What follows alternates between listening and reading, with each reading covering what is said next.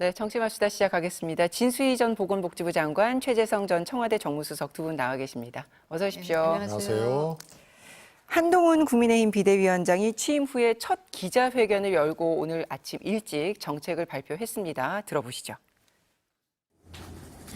여의도뿐이 아니라 여의도와 인접한 마포, 영등포, 동작, 양천, 용산 등에서도 연쇄적으로 불필요한 규제를 과감하게 풀어서 함께 적극적으로 개발할 것입니다.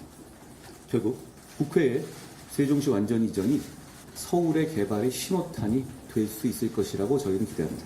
국민의힘은 완전한 국회의 세종 이전과 함께 국회에 대한 뿌리 깊은 불신을 만들어낸 여의도 정치 문화를 청산하고 동료 시민과 함께하는 신뢰와 대화의 정치를 복원하겠습니다.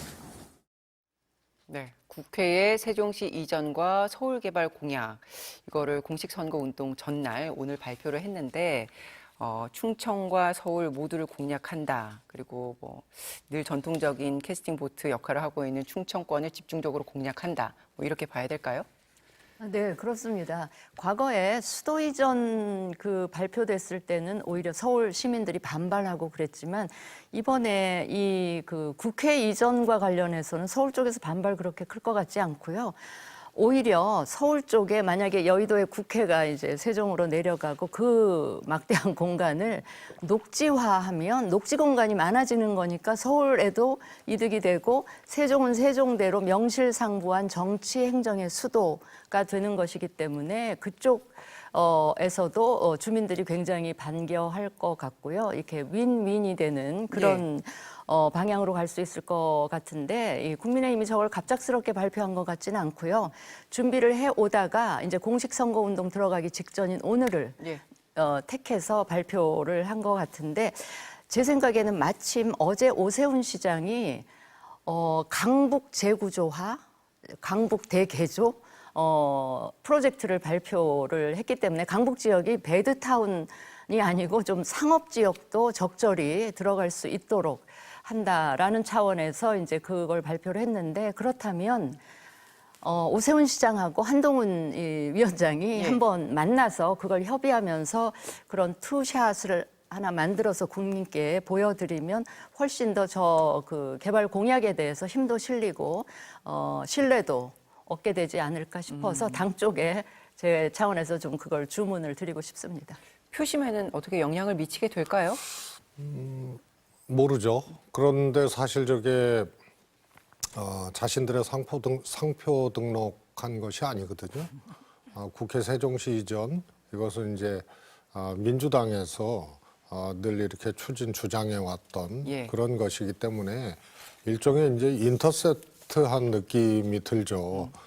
그다음에 또 하나는 소위 김포시 서울 편입과 같은 이런 걸로 저게 이제 두 가지예요. 지역 균형 발전, 서울 과밀 이런 것을 해소하고 지역 균형 발전 차원에서 세종시 문제라든가 국회 이전 문제라든가 공공기관이죠. 이런 것들을 이제 같이 바라봐 줘야 되는데 한쪽에서는 서울 편입을 주장하고 뭐 동백꽃 피는 봄이 오면 김포 서울 편입되고 목련꽃. 목련꽃인가요? 그런 주장을 하고 또 이제 다급해서 그런지 몰라도 또 세종시 국회 이전을 또 얘기를 하고 이게 하여튼 한 정당 한 비대위원장 입에서 나온 거라고 보기에는 사실 믿기지가 않죠. 뭔가 일관성이 없다. 그다음에 대화 신뢰의 정치를 국회를 세종시로 이전한다고 대화 신뢰의 정치를 복원하겠다. 그럼 두 가지 또 연상이 되죠. 한동훈 비대위원장이 비대위원장 되고 원래 집권 여당은 조금 방어적인데 굉장히 이제 검사의 칼끝처럼 공격적으로 야당을 상대하고 국면을 끌고 왔단 말이에요. 그래서 대화와 신뢰의 정치 복원이라는 게 적어도 윤석열 대통령이나 한동훈 위원장한테는 좀 안 어울리는 이미지예요. 그다음에 국회 이전한다고 그게 복원됩니까? 그건 또 다른 이제 정치 문화의 문제이기 때문에 그다음에 여기에 관통하고 있는 정권 심판론 불이 붙었잖아요. 뜨겁잖아요. 그래서 오히려 저런 식의 공약, 그다음에 서울에 대한 개발 공약 이런 것들이 급했나 보다. 때 되니까 하는구나 해서 오히려 신뢰를 얻기 어려운 환경이다. 저는 그렇게 보고 싶습니다. 근데 너무 공격만 하지 마시고요. 어차피 지금 선거 환경도 민주당이 굉장히 그래도 그 유리하게 흘러가고 있으니까 너무 이렇게 비판만 하지 마시고 예. 이 그 국회 이전은 민주당이 그 애초에 또 주장도 하신 공약이라 이제 국민의힘에서도 받아서 하는구나 이렇게 좀 좋게 받아들여 주시면서 힘을 실어주는 것도 나쁘지 않을 것 같고 이렇게 예. 되면요. 이 3년 후에 대선 때는 이제 대통령실 이전 얘기도 자연스럽게 나오지 않을까. 세종으로?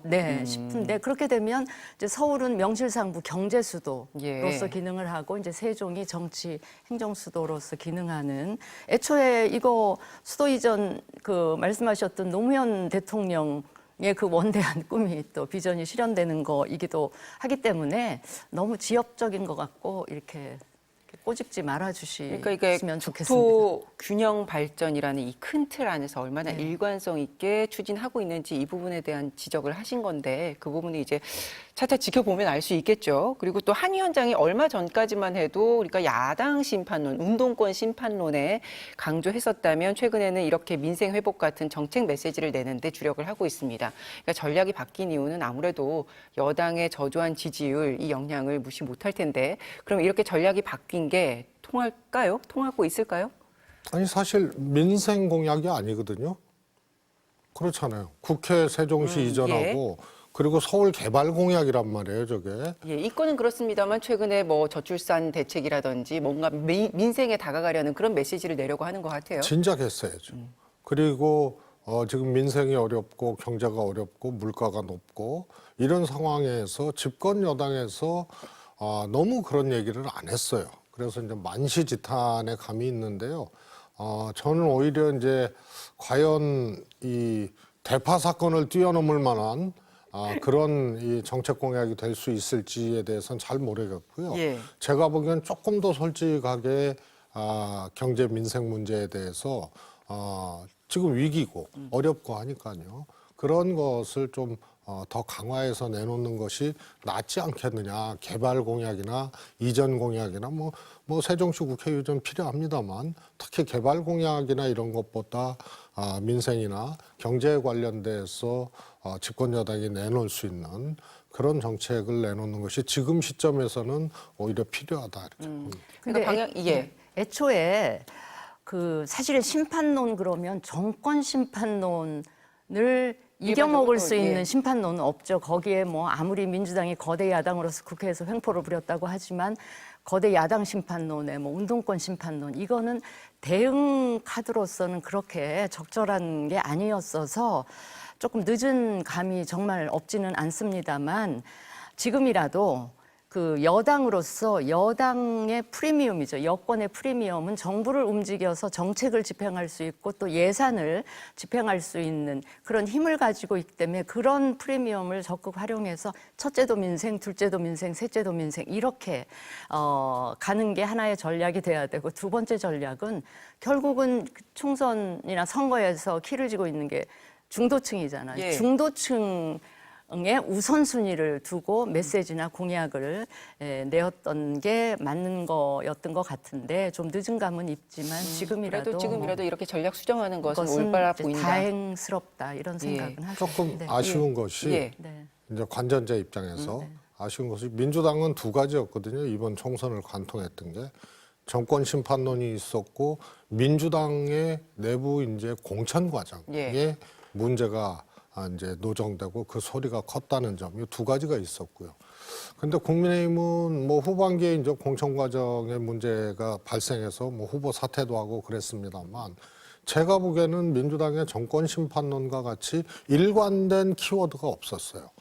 운동권 심판론, 야당 심판론, 정부 지원론, 막바지 최근에는 종북 안 된다. 그것도 따지고 보면 종북 심판론이거든요. 예. 그래서 종북으로 그냥 규정을 해버리는 거예요. 그래서 이게 일관된 키워드나 일관된 이제 핵심 슬로건이 사실은 부재한 것은 아니고 혼란스러웠다. 이런 것도 좀 전략적인 미스라고 보고요.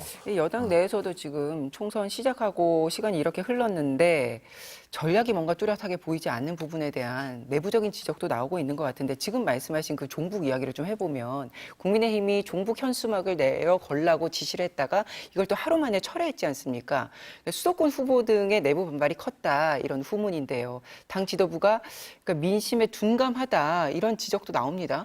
그게요, 저는 지금 원톱, 한동훈 비대위원장 원톱으로 되어 있는 국민의힘 선대위원회 어떤 한계, 그 딜레마에서 비롯된다, 이렇게 볼 수가 있는데, 지금 보시면 원톱 했다가 이제 공동선대위원장 4분을 모셨잖아요. 예. 근데 그 중에 3분은 안철수, 나경원, 원희룡은 수도권에 직접 출마를 하고 계실 뿐만 아니라 그 지역이 지금 만만치가 않기 때문에 자기 지역에 올인할 수밖에 없고, 윤재옥 원내대표 정도가 지금 조금 여유가 있는데 그분이 지금 TK 출신이시잖아요. 그리고 밑에 이제 선대 본부 뭐 그 선거 총괄적인 전략이나 이런 거를 관리하고 지휘하는 이 뭐죠 상황실, 여기에 계신 분들이 다 영남권 그 의원들이 하고 계세요. 그러니까 제가 국민의힘 쪽에 있으면서 늘 느낀 게 수도권 의원들이랑 이 영남권 의원들은요, 너무나 달라요. 이 상황을 판단하는 거나 뭐 이런 게 너무 대안을 제시하는 건 굉장히 다른데, 이제 선대위 구성이 그렇다 보니까 바로 이런 종북 현수막, 그러니까 영남권의 이제 민심에 바탕한 이랬는데, 뭐 수도권 후보들은 이제 화들짝 놀란 거죠. 그래서 근데 이게 수도권 네. 후보들이 그걸 화들짝 놀라서 뭔가 이거를 철수해야 된다라고 주장하기 전에 네. 당 지도부 입장에서도 이거는 아닌 것 같다라고 판단할 수 있었을 텐데 일단 지시를 내리고 다시 이거를 철회하는 이런 모양새, 이런 혼선을 어떻게 아니 봐야 보세요. 됩니까? 지금 예. 당 지도부가 지금 선거 체제이기 때문에 선대위가 그 중심이 되는 이런 거고, 지금 지도부라는 게 이제 비대위원 인데 비대위원들도 외부에서 오신 분들이 많은데다가 지금 당의 사무총장, 지금 사무총장 누구죠? 장동혁 사무총장, 예. 충청인데다 초선이시죠. 뭐 하여튼 그렇습니다. 뭔가 이게 그러다 정치- 보니 예. 그래서 사실은 제가 지난주인가 지지난주에 선대위를 양당을 놓고 비교해 보면 이제 제 입장에서 민주당 선대위가 부럽기조차 한 게 굉장히 다양하고 묵직한 스피커가 여러분이 계세요. 그러니까 역할 분담도 되는데, 이 국민의힘 선대위를 보면 그 한동훈 위원장이 대구, 부산 뭐 여기 갔다가 또 수도권에 왔다가 이러면서 각 지역마다 통할 수 있는 메시지, 그러니까 소구력 있는 메시지나 소구력 있는 인물들이 다 다를 수가 있어요. 예. 그러니까 그 지역에서 소위 시쳇말로 먹힐 수 있는 인물을 지역 선대위원장으로 세워놓고 그분들로 하여금 거기에 맞는 메시지를 전달하는 이런 체제를 취하면 메시지 전달 효과도 훨씬 더 커질 수가 있는데, 한동훈 위원장 혼자서 여기저기 뛰어다니면서 온갖 종류의 메시지를 한 인물이 발사를 하니 그 각각의 메시지의 전달 효과는 떨어질 수밖에 없는 이런 이 구조적인 한계랄까요? 그러니까 한동훈 거기서 위원장의- 비롯된 문제가 아닐까 싶어요. 그렇게 보시는군요. 그러니까 한동훈 위원장의 원톱 체제의 한계를 계속 지적하자 다시 한번 이제 유승민 전 의원의 카드가 거론이 되기 시작했고, 거기에 대해서 한 위원장이 생각해 본 적이 없다 이렇게 선을 그었습니다. 하지만 당내에서는 의견이 계속 엇갈리고 있고, 지금이라도 어떻게 등판해야 됩니까? 뭐 다른 당 문제라서 뭐 제가 이렇게 왈가왈부할 문제는 아닌데, 네. 사실 민주당의 3톱 선대위 체제, 선대위원장 체제, 그 다음에 국민의힘의 그때만 해도요, 지금이니까 이런 얘기가 나오지, 그때만 해도 원톱 한동훈 선대위원장 체제에 대해서, 총괄 선대위원장 체제에 대해서 누구도 문제 제기를 안 했어요. 저는 했습니다. 다른 당 문제라서. 저거 나중에 메시지도 사실은 방어적 메시지가 있고 또 분담해야 될 것도 있는데, 과연 원톱 선대위로 될 수 있겠느냐. 그다음에 시간이 지나면서 총선에 다가가면서 리스크도 있을 거고, 또 국면이 또 수세적인 국면이 올 수도 있고 수세적인 사건이 발생할 수도 있고, 그걸 한동훈 위원장이 다 해? 그다음에 대통령과 보완적 관계가 아니잖아요. 근데 선거에서 정권심판론이 관통하고 있고, 이런 등등을 감안해서 보완적 인물 또 이런 거 해서 유승민 선대위는 당연한 거다. 유승민 선대위원장은. 저는 그렇게 예. 얘기를 했는데, 그때만 해도 그야말로 절대존엄 원톱 선대위였죠. 그래서 그 선거의 어떤 뭐라 그럴까 기본 ABC를 조금 이렇게 잘 모르고 상황에 그냥 확 휩쓸려서 해버린 것이 아닌가. 막상 보면요 별거 없어요. 선대위원장이 그래도 공동선대위원장이 돼서 보안 분담의 관계들이 되면은 예. 민주당은 그게 조금 지금 되고 있잖아요. 그러면은 메시지 팀이라든가 기획팀도 그거에 맞게 움직이니까 상호 검증도 되고 어떻게 토론도 되고 전략이라든가 선거에 필요한 내용들이 생산이 될 때 그래도 토론 필터링이 되는 거예요. 근데 지금은 오히려 매우 슬림할 거예요. 한동훈 비대위원장 원톱 선대위에 그리고 실무자들 붙어 있는 예. 거 이걸로 끝일 거예요. 그러니까 검증, 필터링, 예를 들어서 뭐 게이트 키핑 해야 될 때도 있고 뭐 이런 것들이 효과적으로 이루어질 수 없는 너무 단촐한 그래서 오히려 위험하거나 다른 요소들이 침투하고 이렇게 쉬운 예. 그런 조금 안정적이지 않은 선대위 같습니다. 근데 한동훈 원톱 투제에 대해서 문제 제기가 없었던 것이 그런 생각이 없어서가 아니고 예. 대안이 없었기 때문에. 근데 대안이 있음에도 그 대안은 대안으로 여겨지지 않는 분위기가 굉장히 지배적이었기 때문에 그 얘기를 할 수가 없었던 거죠. 그러니까 유승민 전 의원이 네. 필요한 것에 대해서 공감대가 많이 있음에도 그것은 일단 실현 가능성이 없는 것이라고 해서 네. 아예 다 치부하고 있었는데 이제 너무 선거 국면이 어려워지니 당 내에서는 지금 하루 이틀 사이에 이 얘기가 많이 나오는 것 아닙니까? 근데 그게요, 당내에서만 나오고 있지, 이제 권위와 힘을 가진 그걸 실현시킬 한동훈 위원장이나 한동훈 위원장 주변에 한동훈 위원장의 의사를 전달할 그 누구도 연락을, 요청을 하지를 않고 있는 거기 때문에 그냥 개별 의원들이 답답하니까 하는 이야기인 것 같고요. 그게 대안 부재가 왜 그러냐면 국민의힘에는 현역 의원이 원래도 없는 데다가 그 현역 의원 중에 컷오프 되거나 불출마하신 분들이 손꼽을 정도고 또 수도권 선거에 경험이 있는 분들이 거의 없다 보니 저는 필연적으로 이런 상황들이 발생한 게 아닌가 싶은 생각이 들어서 선대위 생각하면 조금 깝깝하기는 한데. 근데 현재 시점에서도 그러니까 이 카드는 거의 불가능하다 이렇게 왜냐하면 보시는 어제 거죠? 벌써 한동훈 위원장이 생각해 선을 본 적 그었죠. 없다 예. 이렇게 선을 그었고요. 오늘 장동혁 사무총장께서도 뭐 그 말씀 인정해야 된다 이렇게 하고 이뇨한 위원장께서도 비슷한 말씀을 하셔서 그거는 더 이상 이제 그 얘기가 안 나오지 않을까 생각을 합니다. 어제? 그런데 이제 예. 유승민 전 대표는 개인 차원에서 지역이나 어떤 개별 후보들의 요청이 있으면 지원하겠다. 시간이 허락하는 한, 여건이 허락하는 한 가서 열심히 도와줄 그런 마음은 갖고 계세요. 그러게요. 예. 한동훈 위원장이 어제 박근혜 전 대통령 예방했지 않습니까? 이 장면은 어떻게 보셨어요? 그 뭔가 이제 기시감이 들잖아요. 윤석열 대통령이 한 번도 아니고 몇 차례 박근혜 대통령을 만났잖아요. 그런데 그것이 이제 보수 결집, 뭐 TK 결집, 뭐 이런 것 이상의 어떤 메시지가 없는 거거든요. 시그널이 없는 거거든요. 그런데 소위 말해서 이 뭐 유난 갈등도 뭐 1, 2차 뭐 있었다고 하지만은 검사 출신의 선후배고 검사 동업을 해왔던 분들이 지금 이제 정치 동업을 하려고 이제 한 분은 대통령, 한 분은 이제 비대위원장이 됐는데 예. 동선이나 컨셉이 비슷하다. 그러면 과연 한동훈 위원장이나 국민의힘이 조금 대통령하고 좀 다르다. 이런 모습을 몇 번 연출을 했었잖아요. 예. 그런 것들이 좀 무색한 거예요. 그다음에 저게 또 다급해졌다라는 것의 반증인 것이 항상 다급하면은 윤석열 대통령도 지지율 떨어지면 서문시장 가잖아요. 대구 가잖아요. 너무 똑같아요. 그래서 나는 국민의힘의 예를 들어서 일정팀이나 전략팀이 뭘 생각하고 지금 저런 일정을 잡아왔는지 저는 그냥 냉정하고 객관적으로 이렇게 보면은 선거에 전혀 도움이 안 되는 지금 행보를 하고 오히려 스스로들이 보수 결집이나 TK 결집으로 지금 해결될 수 있는 상황이 예. 아니잖아요. 그래서 조금 의아한 일정을 지금 잡은 것이 아닌가 싶습니다. 자꾸 급한 것 같다라고 말씀을 하시는데 그럼 선거를 다급한 심정으로 치러야지 느긋하게 선거를 어떻게 치르겠습니까? 물론이죠. 그런데 예, 예. 어제 자금의 종류가 다르죠.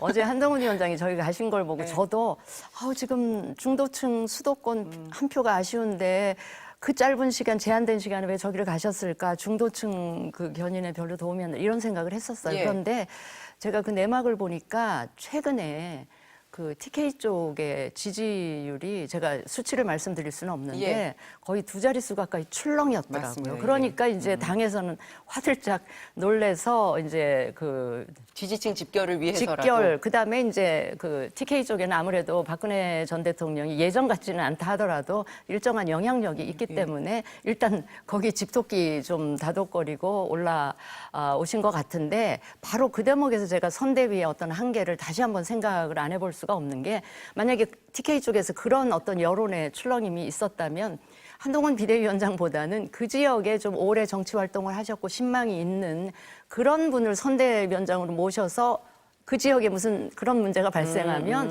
그 그쪽을 지역에 커버하실 소구력 있는 분을 세워서 거기를 커버하시고 한동훈 위원장은 이제 우리가 이제 취약한 수도권 중도층 위주로 이 활동을 하시도록 그렇게 역할 분담을 하면 저렇게 저쪽에 방문하는 게 그러니까 박 대통령 예방한 그 효과가 막 서울에 있는 영향을 중도층에 미치지는 않았을 부정적인 텐데. 영향을 안 미치도록 그걸 차단할 수도 있을 텐데 그 점이 제가 못내 아쉬운 거죠.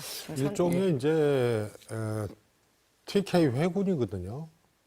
이제 중원으로 약진하고 중도층을 공략하고 이런 시기에 다시 저거 회군을 한단 말이에요. TK로. 그래서 다급해 보이는 거고요. 국민들이 다 읽거든요. 지금 시기에 왜 저렇게? 그래서 뭐 국민들이 좀 감지할 만한 그런 의아한 그런 일정이기 때문에 제가 보기에는 오히려 그 잘 안 되는구나. 뭐 이런 것을 좀 노출하는 그런 일정이라서 조금 안타까운 일정이에요. 그러니까 지지층마저 흔들리고 있다. 이것에 이거라, 대해서 예. 마음이 네. 흔들리는 것을 오히려 노출하는 그걸 부각시키는 그런 행보였다. 이렇게 평가를 하시는 거네요. 알겠습니다. 민주당으로 넘어가 보겠습니다. 이재명 대표는 충북을 찾아서 오늘 역시 민생 정책을 내놨는데요. 들어보시겠습니다. 더불어민주당은 정권 심판에만 머물지 않을 것입니다. 모든 국민의 더 나은 삶, 더 나은 내일을 만들어갈 것입니다. 현재 8세까지 지급되는 아동수당을 확대해서 8세부터 17세가 끝날 때까지 자녀 1인당 월 20만 원씩을 지급하겠습니다. 0세부터 18세까지 매월 10만 원씩 펀드 계좌로 지급을 해서 1억 원의 기본 자산이 형성될 수 있도록 지원하겠습니다. 전 국민 기본 주거를 국가가 책임지겠습니다. 신혼부부들의 출발을 지원하고 지역 활성화를 위해서 월세 1만 원 임대주택 확대와 100만 원 규모의 주거 복합 플랫폼을 조성하겠습니다. 네, 앞서 이 대표는 전 국민에게 25만 원 지원금 정책으로 제안을 했었고, 그리고 오늘은 또 자녀 1인당 월 20만 원, 출생 기본 소득, 그리고 월세 10,000원, 임대주택 확대, 뭐 이런 제안들을 내놓고 있는 건데, 이 부분에 있어서 현금성 지원, 뭐 포퓰리즘이다 이런 공격들이 있는 거잖아요. 이거 어떻게 보세요? 저는 전 국민한테 25만 원씩 주는 그거는 전형적인 포퓰리즘이라고 생각해서 저거는 하면 안 된다고 저는 그 생각을 하고요. 예. 그런데 오늘 내놓은 것 중에 아동 수당을 좀 연령을 확대해서 그 지급을 한다던가 지금 뭐죠? 그 저기 뭐야? 임대주택 주택 관련해서 확대하는 거, 예, 그거는 저는요. 현금 그것이 설사 현금 살포성이라고 하더라도 저는 저출산 상황을 극복하기 위해서는 저는 저 정도는 필요하다고 보는 게 제 개인적인 그 예. 의견입니다. 네. 어떻게 평가하세요?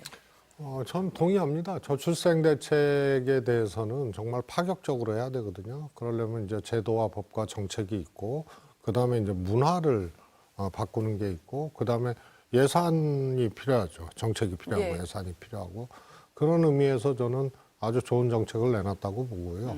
지역화폐로 25만 원, 소위 말해서 보편적 전 국민 지급이거든요. 예. 그 전 국민에 대해서는 조금 이견들이 있을 수 있으나 지금 상황에서 과도한 긴축 정책이 오히려 경제를 더 어렵게 만들기 때문에 과도한 긴축에 대해서 고금리 시대에 과도한 긴축에 대해서 경계하는 그런 의견들이 뭐 국내뿐만 아니고 외국에서도 나오거든요. 그런데 지금 정부가 사실은 균형 재정이 아니고 본의 아닌 적자 재정을 하고 있어요. 세수가 작년만 해도 60조 결손이 예. 났잖아요. 그런데다가 법인세를 또 깎아줬거든요. 그러니까 지출을 수입보다 과도하게 하는 게 아니고 긴축한다고 하는데 수입이 없어져 버리니까 적자 재정이 된 거예요. 그래서 이거에 대한 조금 피해 계층이 생기고 뭐 자영업자, 중소상인 이런 이제 저소득층 뭐 피해 계층이 발생하는데 여기에는 조금 이 뭐라 그럴까요? 온기를 돌릴 수 있는 그런 정책 수단이 제기가 돼야 된다. 그런 점에서 저는 예. 지역화폐든 현금이든 필요한 시점이다. 이렇게 보고 있습니다. 다만 이제 예. 전 국민이냐 아니냐 이런 거는 논쟁이 있고요. 예. 있을 수 있고요. 이 대표의 오늘 공약에 대해서는 이제 두 분 모두 긍정적으로 평가를 해주시는 건데 이 대표의 발언이 또 논란이 되고 있습니다. 어제 지원 유세 가는 차 안에서 유튜브 방송을 하면서 이제 국가나 정부가 든든한 아버지 또 포근한 어머니 같아야 하는데 지금은 위붓 아버지 같다.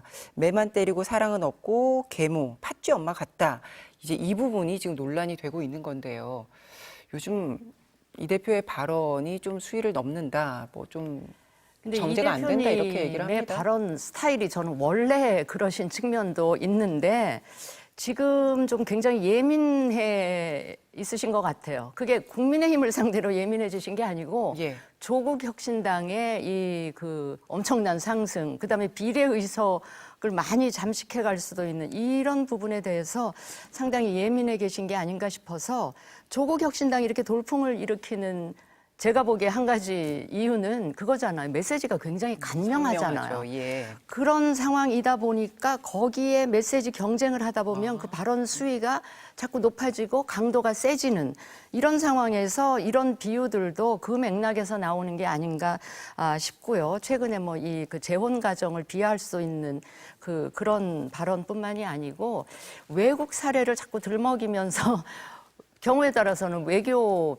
그 문제를 일으킬 수도 있는 발언을 하신다든가 제가 어제 굉장히 조금 부적절하게 들렸던 거는 재판에 자꾸 출석을 하라 한다. 뭐 총선 전날도 가야 되고 뭐 이런 이야기를 그 같은 유튜브에서, 영상에서 하시면서 내가 굳이 갈 필요 없는데 막 오라 그런다. 이런 이야기는요.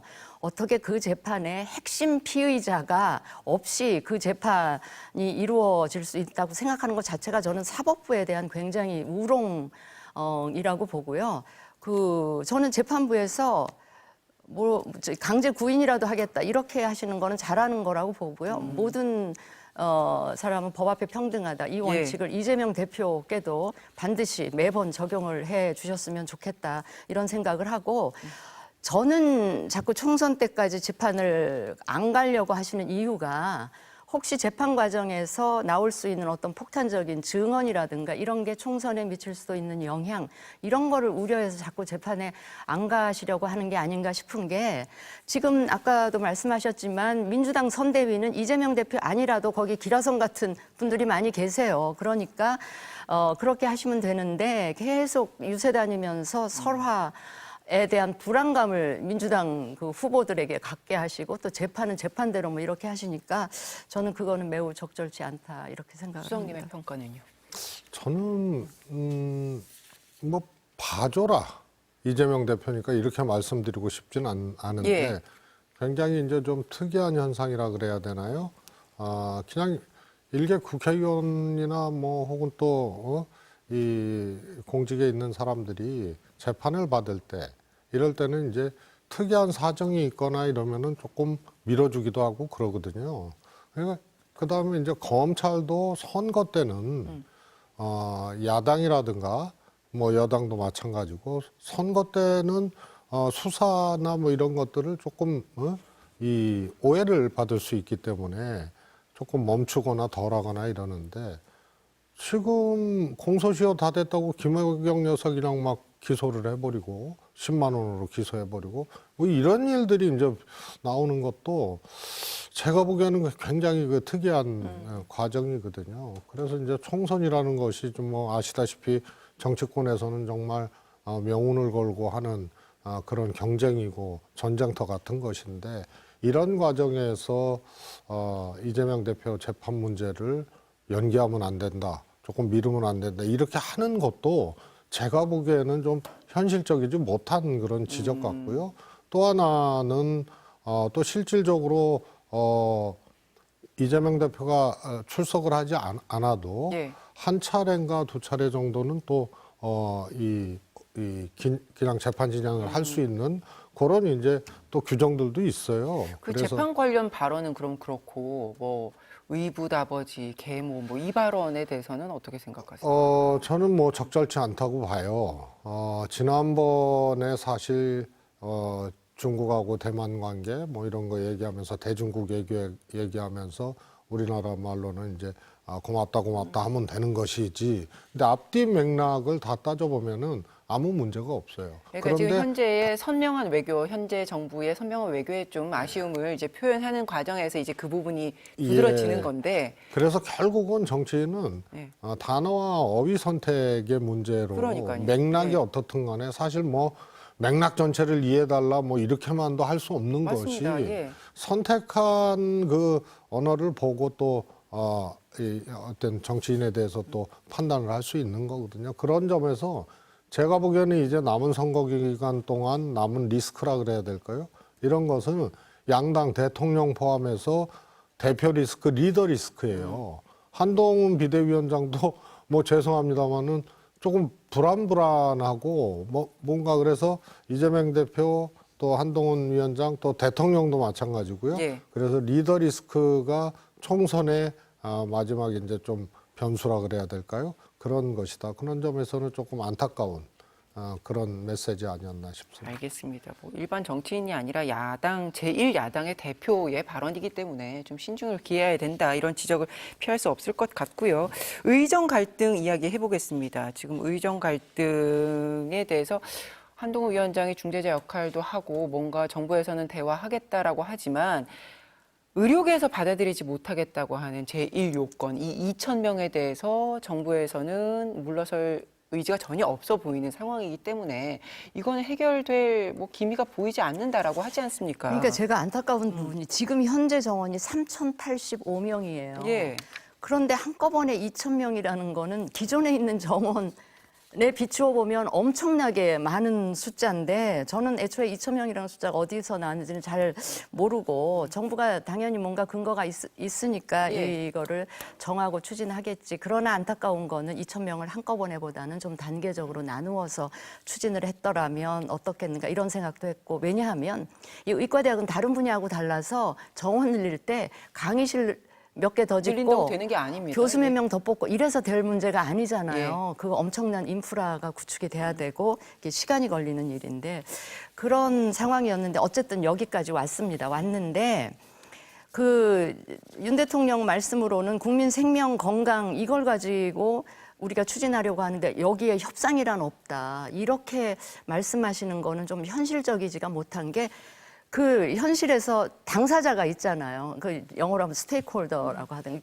있으니까 협상을 해야죠. 대화를 해야죠. 그리고 협상을 할 거면 어느 일방의 요구나 그 이런 요청 사항이 다 받아들여질 수는 없는 거잖아요. 적정한 선에서 이제 타협점을 찾아야 되고 이런 건데 근데 어쨌건 제가 요 며칠 드는 생각은 아마도 이제 지금 당 쪽에서 후보들 중심으로 그 2,000명이라는 수치 자체에도 우리가 유연하게 대처를 해야 된다. 뭐 이런 얘기가 지금 나오기 시작하고 예. 앞으로 한 일주일 사이에는 그 요청이 아마 본물처럼 터질 것 같은데 그래서 제가 든 생각은 지금까지 협상해오던 양쪽의 파트너가 있잖아요. 근데 지금 의사협회 쪽에서 회장이 바뀌었잖아요. 예. 근데 물론 조금 더 강성인 분이 회장이 되신 게 제가 좀 마음에 걸리는데 어쨌든 그쪽에 이제 파트너가 바뀌었고요. 그래서 정부 쪽에 이 대화 파트너나 협상 파트너도 좀 바꾸어서 대화를 시작을 하고 이어가면 조금 다른 분위기나 이런 거를 만들어낼 수 있지 않을까 싶어서 제가 그런 것도 한 대안으로 생각을 좀 해봤습니다. 여당 내부에서는 용산의 변화가 필요하다 이런 목소리가 꾸준히 나오고 있고 안철수 공동선대위원장도 2,000명에 대해서 고집하면 안 된다 이런 입장을 반복해서 밝히고 있는데 정부가 어제 오늘 내놓는 메시지를 보면 처우 개선에 대한 논의를 하고 그리고 필수 의료를 위해서 집중 예산을 편성하겠다 지금 이 얘기를 하잖아요. 핵심을 지금 못 잡고 있는 게 아닌가 정부가 어떻게 보세요? 우선은 이제 정원 문제가 제일 큰 문제거든요. 네. 그러면서 이것을 몇 명 늘리고 어떻게 하느냐에 따라서 필수 의료 문제라든가 이런 것들도 이제 같이 가져야 되는 거고 하여튼 저 이슈 중에 제일 중요한 거는 의사 증원 규모 예, 내지는 증원 안 할 예. 건데요. 예를 들어서 이런 겁니다. 2,000명 배정 발표를 했을 때 제가 돌아올 수 없는 다리를 건넜다. 의협도 그랬고 했던 이유가 대화가 안 되는 거예요. 이미 배정을 해버리면. 그다음에 대통령이나 정부도 정책의 권위라는 게 있는 거거든요. 그렇게 해버렸는데 이거를 무조건 철회를 한다? 이거 참 곤란한 거예요. 이 경우가 지금 대화 자체가 불가능한 상황까지 진도가 나가버린 것 자체가 제가 보기엔 근본적인 한계고 두 번째로 가사 대화를 했어요. 증원 문제만 놓고 보면. 정부가 저거 해석도 잘못한 거거든요. 10년 후엔가 뭐 10,000명 부족하다는 게 2,000명씩 늘리라는 의미가 아니었다고 연구 당사자들도 잘못된 해석이라고 얘기를 하는 분이 계세요. 그런데 만약에 1,000명으로 얘기가 됐다. 예. 의사들이나 의사 관련된 단체에서는 못 받아들여요. 문재인 정부에서 440명 하려다가도 안 됐잖아요. 한 명도 안 된다는 거거든요. 그러면 이게 1,000명으로 해도 문제. 가령 이제 협상 채널에서 지도부라든가 정부하고 타협을 해도 이게 의사협회나 의료 관련된 단체에서 수용하기가 어려워서 의사들 내부에서도 양론이 나는 거예요. 협상 결과물을 갖고 와도. 그래서 이게 참 어렵게 된 경우다. 그래서 제가 보기에는 결국은 협의체 정도를 만들고 끝나는 게임 아니냐. 어차피 총선 전에는 뭔가 해결책을 찾을 수도 없을 것이다. 없는 거죠. 그리고 정부는 여기서 더 진도를 안 나가거나 조금 그래서 대화 자체가 이루어질 수 없는 제가 보기에 협상 자체가 결과지어질 수 없는 상황이에요. 그래서 일각에서는 이거 총선까지 분리하니까 어떻게든 그냥 시간을 끄는 그런 상황을 연출할 것이다. 이렇게도 얘기가 하던데. 아니 근데 시간을 끄는 거는 좋은데 그 시간을 끄는 동안 그 비상계획이라든지 환자에 대한 대책 이런 게 저는 충분해야죠. 안 그러고 이게 국민에게 피해로 막 돌아간다 이러면 그 국민들의 불만, 불안 이런 게 걷잡을 수 없을 텐데 이제 뭐 시간을 좀 더 가지는 거는 뭐 좋다고 쳐요. 근데 그 가지는 시간 동안 정부가 그 비상 대책을 완벽하게 좀 세워 놔야죠. 그러니까요. 이 과정 속에서 이제 how to 어떻게 할지 네, 그 네. 과정이 문제인데 아까 말씀하시기로는 정부 측의 협상자를 좀 바꿀 필요가 있다. 이 제안도 있습니다만 네. 지금 당이 국면 전환을 하기 위해서 어떤 역할을 할 수 있을까? 이 대목은 어떻게 보세요? 저는 안철수 의원이 뭐 그 2,000명 수치 자체부터 이 협상을 좀 다시 시작해보자. 저는 그게 굉장히 현실적인 대안이라고 보고요. 네. 근데 이제 문제가 이제 안철수 의원이 제가 지금 이제 선거에 출마를 안 하는 상황이면 안철수 의원이 그 협상 테이블에 같이 앉아서 의사 출신이니까 더 대화도 잘 되지 않을까 싶어서 그런 식으로 파트너를 바꾸면 대화의 어떤 분위기나 지금은 양쪽이 너무 고착화 돼 있죠. 예. 예, 분위기가 너무 일단 감정적으로 상해 있어서 냉정한 합리적인 대화가 잘 진전이 안 되는 상황 아닐까 싶어서 파트너를 좀 바꿔서 시작해보면 어떨까 하는 생각까지도 제가 해봤다는 말. 그게 가능한지는 어떤지 모르겠습니다만. 안철수 공동선대위원장이 네네. 본인의 이제 선거를 뛰어야 되기 그러니까요. 때문에 그런 네네. 부분이 아쉽다. 네. 지금 뾰족히 이제 당으로서도 어떤 역할을 해야 될지 그림이 잘 보이지 않고 내부적으로는 아쉽다는 목소리는 계속 나오고 있는 상황입니다. 자, 선거가 다가올수록 후보들의 날선 반응들이 쏟아지고 있는데요. 방송사와 신경전을 벌이기도 하고 그래서 이제 이성윤 민주당 후보와 나경원 국민의힘 후보 발언을 차례로 들어보시겠습니다. 오늘 KBS 방송 토론을 앞두고 제작진으로부터 저의 첫 번째 공약인 김건희 종합특검이 아닌 김건희 여사 종합특검으로 자막을 변경하여 방송하겠다는 통보를 받았습니다.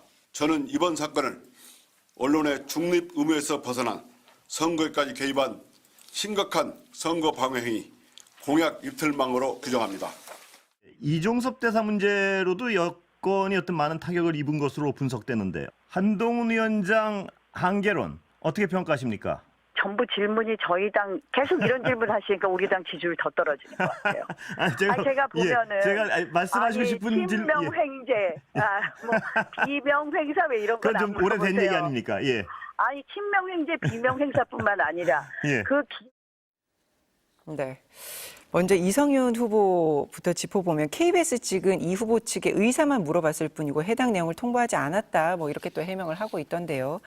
이게 토론에 불참까지 할 만한 사건인지, 그리고 이거를 또 언론사에서 뭐 그렇게까지 호칭에 대해서 민감하게 지금 얘기를 해야 되는 건지, 이게 사안의 본질은 아닐 텐데요. 예. 상식적으로 KBS 쪽에서 이렇게 통보를 한 건 아닌 것 같고 이렇게 하면 어떻겠냐 의사를 타진해 온 걸 갖고 이제 이성윤 후보가 이렇게 반응한 건 좀 두 가지인 것 같아요. 하나는 검사 생활만 쭉 하셨기 때문에 갑자기 TV 토론을 하는 게 매우 부담스러웠을 수 있다는 게 하나고, 두 번째는 이 김건희 여사가 들어간 요 에피소드잖아요. 그러니까 이걸 어떻게든 기사화해가지고 그 비판을 불러일으키기 위한 어떤 그런 의도가 있었지 않나 그런 생각이 들고요.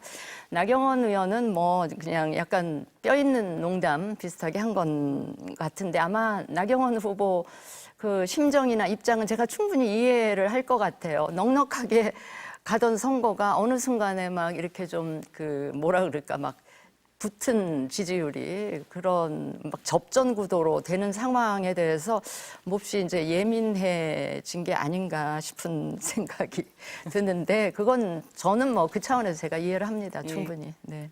뭐 이렇게 길게까지 볼 얘기는 아닌 것 같은데 뭐 한 말씀 하시겠습니까? 그렇습니다. 뭐 이성윤 후보의 문제는 이성윤 후보가 토론을 기피할 아무런 이유가 없거든요. 어떤 매체라든가 토론을 안 해봤던 분도 아니고. 네. 그래서 저거는 저 사건이에요. 저것도 이제 정부가 이 만들어 놓은 여파입니다. 저게 아시겠지만 모 방송사에서 패널이 여사자를 안 붙이고 김건희 특검 했다고 방심위의 제재를 진행자가 받았습니다. 그것을 소칭을 수정하지 않았다고. 수정하지 네. 않게끔 하지 않았다고 그 방송에 대해서 경고를 했거든요. 네. 그러니까 KBS 같은 데는 더 하죠. 그래서 이성윤 후보의 공약, 1호 공약, 김건희 특검법을 김건희 여사 특검법으로 해서 하지 않으면 실제로 KBS는 모 방송국사처럼 징계를 받을 수가 있어요. 그런 것이 이제 저는 사실이고, 원인은 하여튼 이 정부의 이 황당한 언론 정책이나 대언론 자세 이런 것에서 비롯된 하나의 해프닝이지만 들여다보면은 저건 한번 저 원인에 대해서 우리가 한번 살펴보고 야당 입장이나 저 같은 사람 입장에서는 예. 혀를 찰 수밖에 없는 상황들이죠. 알겠습니다. 시간이 한 1분 남은 것 같은데요. 조국혁신당, 오늘 아침에 조국 대표가 기자회견을 하면서 검찰, 경찰, 국정원 등 권력기관 개혁안을 발표를 했습니다. 지금 정권 심판론에 대해서 어느 당보다도 굉장히 선명한 메시지를 내고 있고 강조를 하고 있는데, 이게 지지층 결집에 크게 작용을 하고 앞으로도 계속해서 이어질 거라고 이렇게 보십니까? 저는 뭐 그것의 하나의 이제 컨텐츠들이 계속 나오는 거죠. 그 컨텐츠는 하나의 이제 조국 혁신당의 정책으로 공약으로 이렇게 나오는 건데요.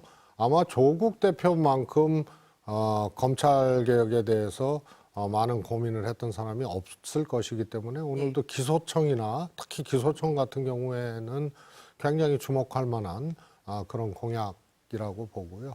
그래서 정권 심판론을 관통하는 검찰 독재 문제, 그래서 검찰 개혁 어떻게 할 것인가에 대한 내용들을 내놓기 시작한 거라서 그냥 물 흐르듯이 잘 가고 있는 그런 거라고. 저는 이거에 대해서 제가 꼭 한 말씀 드리고 싶은 것이, 조국 대표가 저 검찰 개혁을 이야기하려면 일단 국민께 사과부터 저는 하고 시작을 해야 된다고 생각을 하는 게 문재인 정권 그 대통령 공약도 검찰 개혁이 있었을 겁니다. 그리고 초대 민정수석이었어요. 사과했어요. 그런데 그 검찰 개혁을 하려면 가장 힘 있는 초기 시절에 그걸 했어야지.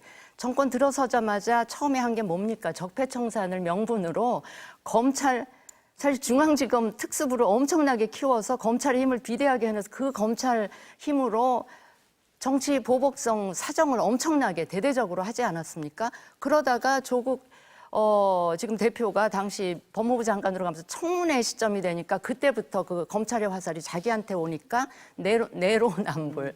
그때부터 검찰 개혁 무슨 수사권 조정인의 급기야는 검수완박까지 간. 그러니까 검찰을 만약에 지금 그 윤석열 정권 하에 검찰이 너무 비대하고 뭐 문제가 있다 그러면 이런 검찰을 만들어 온 원죄는 저는 조국 대표에게도 있기 때문에 예, 저거에 대해서 아주 진솔한 정말 뼈속 깊이 반성하는 걸 전제로 저는 저런 약속을 그렇게 해야지 하셔야 더 된다. 진정성이 이렇게 있다. 생각을 아니 합니다. 검찰 개혁을 하고자 했던 정부, 예. 하고자 했던 사람과 그것에 저항하고 또 그것을 방해하고 이랬던 세력과 그것을 지금 거꾸로 얘기를 하는 거예요. 한 분은 대통령이 돼 있고 한 분은 거의 멸문지화를 당한 그런 경우 아니에요. 그래서 검찰 개혁을 해태했거나 안 했거나 뭐 이랬으면 모르지만 그거는 저항 세력도 있는 거고요. 그래서 모든 개혁이 예. 쉽지 않은 개혁이고요. 그래서 아이러니컬하게도 검찰 개혁을 하겠다고 했던 사람이 사실은 사실 좀 속은 거죠. 나중에 완전히 얼굴을 바꿔서 오히려 알겠습니다. 검찰 기득권을 지키는 데 앞장섰던 사람은 대통령이 돼 있고 알겠습니다. 이런 거죠. 그렇게 얘기하시면 제가 또 반박을 해야 되잖아요. 여기서 다른 데까지 얘기하려고 했는데 이렇게 하실 말씀이 많으실 줄 몰랐습니다. 마스터 오늘 여기까지 하죠. 고맙습니다.